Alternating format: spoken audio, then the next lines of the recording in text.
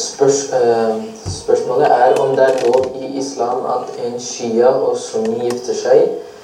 Og jeg har spørsmål angående det. Hvis det er lov i islam at sunni og shia kan gifte seg, er det veldig store forskjeller mellom sunni og shia. Hvis det ikke er lov, så lurer jeg på hvorfor det ikke er det.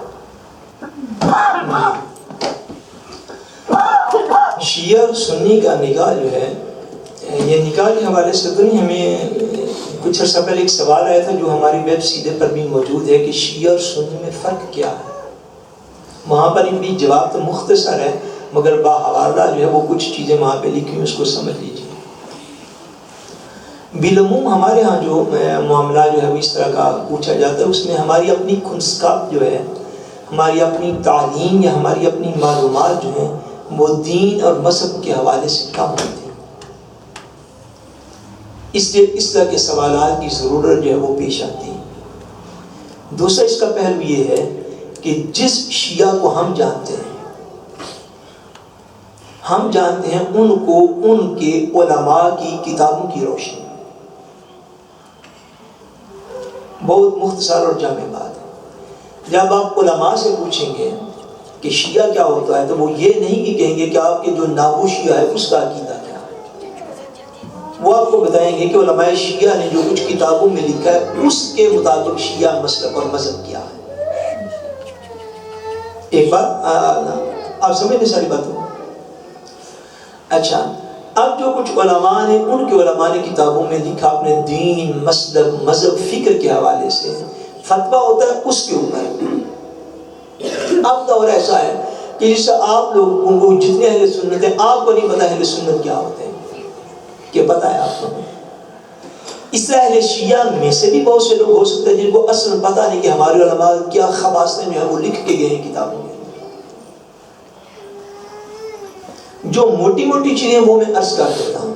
اس بات کو توجہ کے ساتھ سمجھ لیجیے کہ شیعہ مسلک اور مذہب کیا ہے، جو ان کی کتابوں سے ثابت ہے، اور ان کی کتابیں جو ہیں وہ اس وقت بھی موجود ہیں، کوئی دنیا سے ناپید نہیں ہوگی. اس حوالے سے ان کے ہاں اچھا شیعہ میں بھی کئی درجات ہیں. علمی طور پر بھی سارے شیعہ کا عقیدہ بھی ایک جیسا نہیں.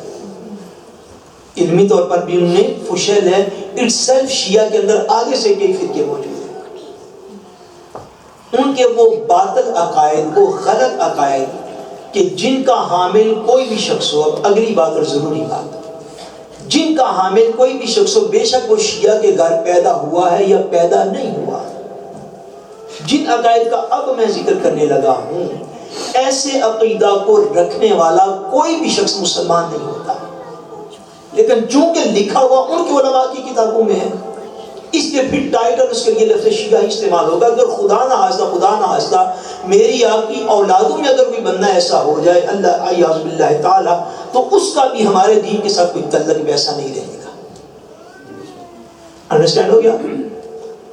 پہلی بات، بعض شیعہ کا یہ عقیدہ ہے کہ قرآن مجید فرقان حمید جو ہے یہ اس کے اندر بہت تبدیلی ہوئی اور یہ وہ کتاب نہیں ہے جو اللہ نے نازل کی. ان کی کتابوں میں لکھا. جو شخص یہ گمان رکھے گا کہ قرآن مجید میں ایک لفظ کی بھی تبدیلی ہوئی، وہ مسلمان رہ سکتا نہیں، وہ دائرہ اسلام سے خارج.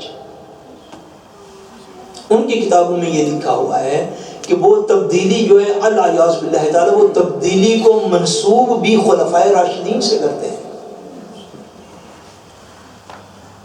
ان کے علماء نے یہ کہیں نے لکھا ہے کہ قرآن مجید کی 17,000 آیتیں تھیں. کتنی آیتیں؟ 17,000. حالانکہ قرآن مجید میں کم و بیش 6,500 آیات ہیں. اور اتنا قرآن مجید کا حصہ وہ کہتے ہیں خدا نخواستہ صحابہ کرام نے نکال دیا اور اپنی مرضی کا قرآن جو ہے اس کو انتخاب کر دیا. مختصر یہ کہ جس شخص کا بھی یہ عقیدہ ہو کہ قرآن مجید میں کمی بیشی جائز ہے، اس کے کچھ الفاظ نکال لیے گئے یا کچھ داخل کر دیے گئے، جس کا بھی ایسا عقیدہ ہو وہ بندہ مومن نہیں، وہ دائرہ اسلام سے خارج ہے. بعض شیعہ کا یہ عقیدہ ہے،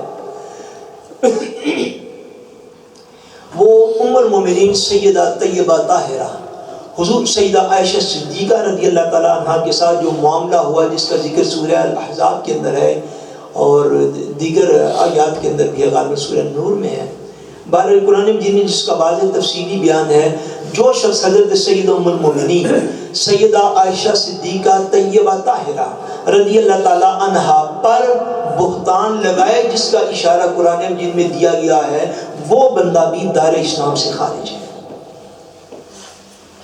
اب آپ کو سمجھ گئے؟ اگلا عقیدہ سن لیجیے۔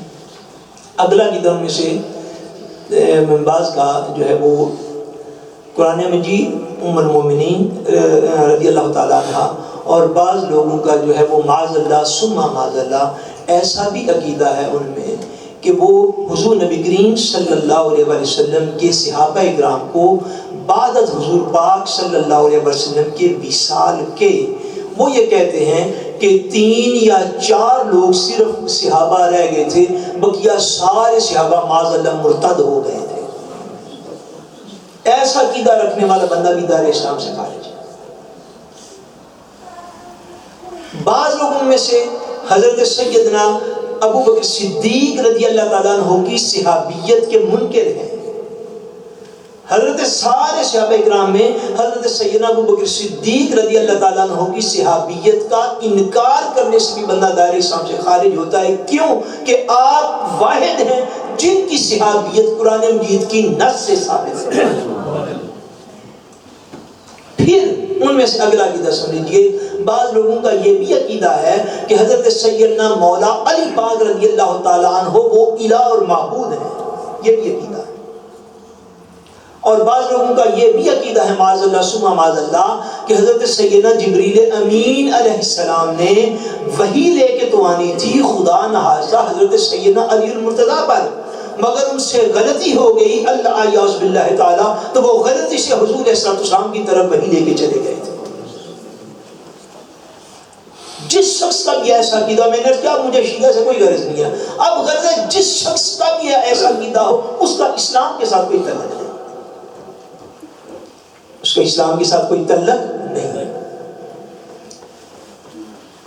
اور کئی شیعہ میں سے علمی طور پر ایسے لوگ بھی ہیں جو ائمہ اہل بیت ہیں، جو ائمہ اہل بیت ہیں ان کو انبیاء سے زیادہ افضل اور اعلیٰ سمجھتے ہیں، اور یہ عقیدہ بھی کفری عقیدہ ہے۔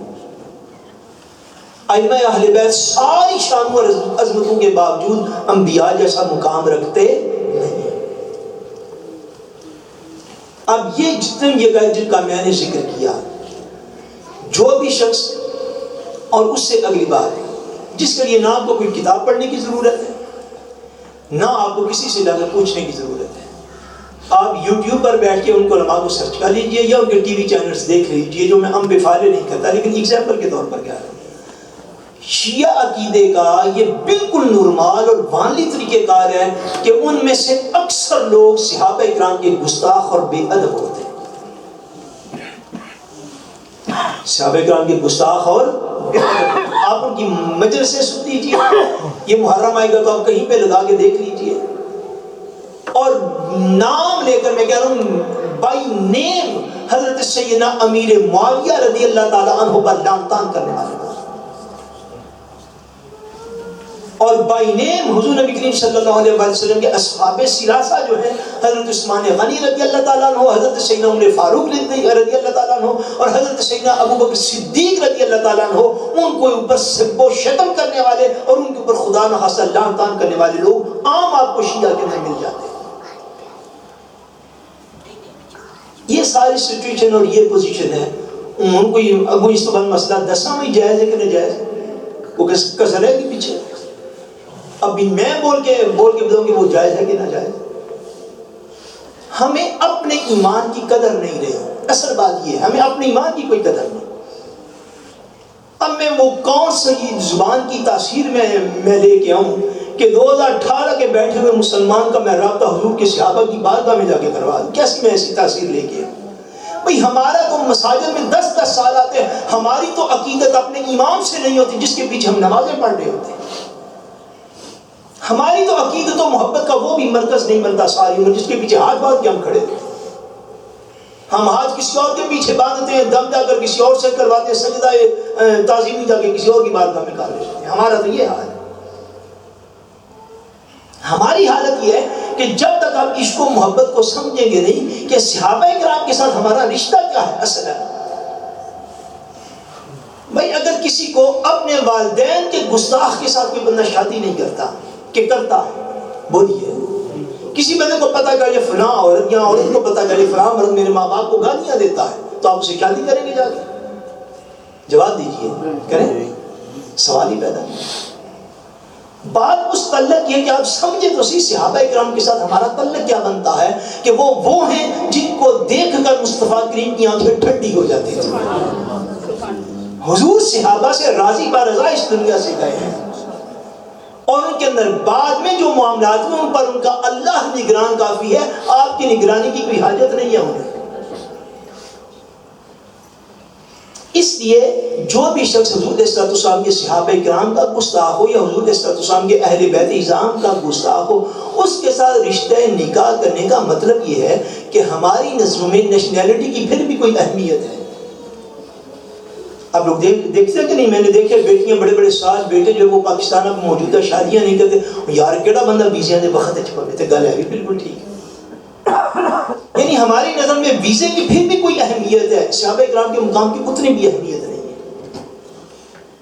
اب لوگ ڈھونڈتے ہیں بھئی بیٹی یا بیٹا ڈاکٹر ہے تو ہمیں بہو یا داماد بھی ایسا ہی ملے. تعلیم کی ہمارے نزدیک پھر بھی کوئی اہمیت ہے، ہمارے نزدیک مکان کی بھی اہمیت ہے، ہمارے نزدیک گاڑی کی بھی اہمیت ہے، ہمارے نزدیک یورپین نیشنلٹیز یا ویزے جو ہیں ان کی بھی کوئی اہمیت ہے. چلو یار یو کے کر لو، اسپین کر لو، ڈنمارک کر لو، ایتھے کر لو، ویزے کا نا پرابلم سالو ہے. ہمارے نزدیک ان سب کی اہمیت ہے. اگر اہمیت نہیں رہی تو حضور کے اصحاب کی اور حضور کی اولاد کی کوئی اہمیت نہیں. جو شخص ان بد عقیدگیوں میں کسی بھی بد عقیدگی میں ملبس ہوگا اس کے ساتھ نکاح کیوں کرنا چاہتے ہیں؟ اس کی وجہ کیا ہے؟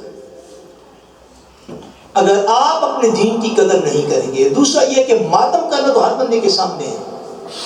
ماتم کرنا بدعت سیئہ ہونے کی وجہ سے حرام ہے. دین میں ماتم کرنا جائز، بولیے ماتم کرنا جائز. جس وقت کسی بندے کے اپنے ماں باپ دنیا سے چلے جائیں تو ماتم جائز ہوتا، بولیے ماتم جائز ہوتا. جس طرح حضور علیہ السلام دنیا سے تشریف لے گئے، حضور کی رخصت سے بڑھ کر تو اس کائنات نے کوئی سانحہ نہیں دیکھا. حضور کی رخصت دنیا سے جو ظاہری ہوئی اس سے بڑا حادثہ اس کائنات میں کوئی نہیں ہوا. تو حضور نے مثال فرمایا تو حضور کی ازواج یا اولاد اور سیدہ زہرا پاک موجود تھی. معاذ اللہ ثم معاذ اللہ، نقل کفر نباشر صحابہ میں سے اہل بیت میں سے کسی نے ماتم کیا نہیں. اور ماتم کو مذہب بنا دینا، جب ساری چیزیں آپ کو سامنے نظر آتی تو مسئلہ ہمیں پوچھنے کے لیے آپ نے، اب بات سمجھے نا، ہر چیز آپ کو سامنے نظر نہیں آ رہی. ساری دنیا میں مسلمان کے جتنے بھی آپس میں اختلافات ہیں ان کے باوجود اذان سارے ایک پڑھتے ہیں. اذان سب کی ایک ہے کہ نہیں؟ بولیے سوائے شیعہ، سوائے کس کے؟ تو یہ اذان حضور نے یہ اذان دلوائی تھی جو وہ ساری دنیا میں پڑھتے پھرتے ہیں. یعنی ساری چیزیں آپ خود غور کر لیں اور فکر کر لیں. اگر ان ساری چیزوں کے باوجود جو میں نے عرض کی، ان ساری چیزوں کے باوجود اگر پھر بھی کسی کا دل مان لے پھر تو رب بھی وارث ہے، میرے پاس تو بات دکھا رہے ہیں. اور کوئی مفتی اسلامی مفتی اہل سنت، کیونکہ اب نکاح ہوتا ہے نہیں ہوتا یہ کام مفتیان نظام کا بتانے والا ہے، یہ میرا بتانے والا نہیں ہے. میرا جو بتانے والا تھا وہ میں نے عرض کر دیا. طلاق کن امور پہ ہوتی ہے کوئی نہیں ہوتی یہ کام جو ہے یہ مفتیان کرام کا بتانے والا ہے. جس بندے نے نکاح کرنا ہو یا کسی معاملے میں طلاق لینی ہو یا دینی ہو، وہ ان امر سے پہلے کسی مفتی اسلام مفتی اہل سنت سے رابطہ قائم کر لے. اگر پھر بھی اس کو کوئی مفتی یہ کہے کہ ہو جاتا ہے تو وہ جانے تو اس کا مفتی جانے. لکم دینکم ولی دین، آپ کے لیے آپ کا دین اور ہمارے لیے ہمارا دین. میں یہ بات آپ کو عرض کر دیتا ہوں، بس آخری بات اس حوالے سے، یہ چونکہ عقیدے کی باتیں سن لیجیے. میں زندگی پر پاکستان جب میں ہوتا تھا تب سے یہ بات میں آپ کو عرض کر، چونکہ پاکستان کا ماحول اور تھا. میں نے زندگی بھر 7 محرم سے لے کر 10 محرم تک، یہاں پہ چونکہ ایسا ماحول نہیں ہے، میں پاکستان کا عرض کر رہا ہوں کیونکہ پاکستان میں یہ 3 چھٹیاں ہوتی ہیں. میں نے زندگی بھر خود 7 محرم سے لے کر 10 محرم تک میں نے سیاہ رنگ کے کپڑے نہیں پہنے. زندگی میں نے کبھی نہیں پہنے. کسی یہ میری غیرت یہ گوارا نہیں تھی کرتی کہ میں گلیوں میں چلوں اور 7 سے لے کر 10 محرم کے دن تک جس نے بھی کالے کپڑے پہنے ہوں لوگ خود ہی گمان کر لیں گے خدا نخواستہ یہ شیعہ ہوگا. ہم تو اتنی تہمت اور الزام لینے کے بھی روادار نہیں اپنی زندگی میں. اور آپ میری خطابات دیکھ لیجئے محرم کے. ابھی یوٹیوب پر پچھلے 4-5 سال کے خطابات ہوں گے جو میں نے یہاں اس شہر کے اندر کیے ہیں. محرم الحرام کے اکثر جلسوں میں ہمیشہ سفید جبہ پہن کے تو خطاب کرتا ہوں. اب ابھی مووی ساری نکال کے پچھلے سال بھی دیکھیں. الا یہ کہ کہیں ایسا نہ ہو کہ کسی دن مجھے سفید دھلا ہوا نہ ملا ہو تو میں نے کسی ڈارک کلر کا پہن لیا ہو. مگر میں بانی بقیہ سال میں کئی دفعہ سیاہ رنگ کا جبہ استعمال کرتا ہوں. مگر محرم کے دنوں میں نے زندگی میں نہیں کبھی کیا. یہ میں اسپین جاتا ہوں کم و بیش 4 سال ہو گیا مجھے محرم میں جاتے ہوئے. وہاں کی کوئی مووی نکال کے دیکھ لیجیے. اگر 7 سے لے کر 10 محرم کے دوران میں نے کوئی خطاب کیا میں نے زندگی میں سیاہ کپڑا نہیں پہنا کہ کوئی اننون بندہ یہ نہ سمجھ لے کہ اس کا دل تو محبت اہل بیت میں رو رہا. خدا نہ خاصہ یہ شیعہ نہ. اتنی چیز سے بھی بچنے کی ضرورت ہوتی ہے. آپ تو نکاح تک کے معاملات پوچھتے ہیں. ہم تو اتنی چیزوں سے بھی بچتے ہیں کہ کسی گمراہ فرقے کی کوئی بندہ انجانے میں بھی ہماری طرف نسبت نہ کرتے اسی کو ایمان کہتے ہیں. یہ شہادت گہر الفت میں قدم رکھنا ہے. لوگ آسان سمجھتے ہیں. مسلمان اپنے عقیدے کی خود حفاظت کیجیے. اپنی ویلیوز کو خود جانیے کہ آپ کی طرف کسی گمراہی کی نسبت بھی نہ ہو جائے. اللہ کریم سب کو سمجھ عطا فرمائے.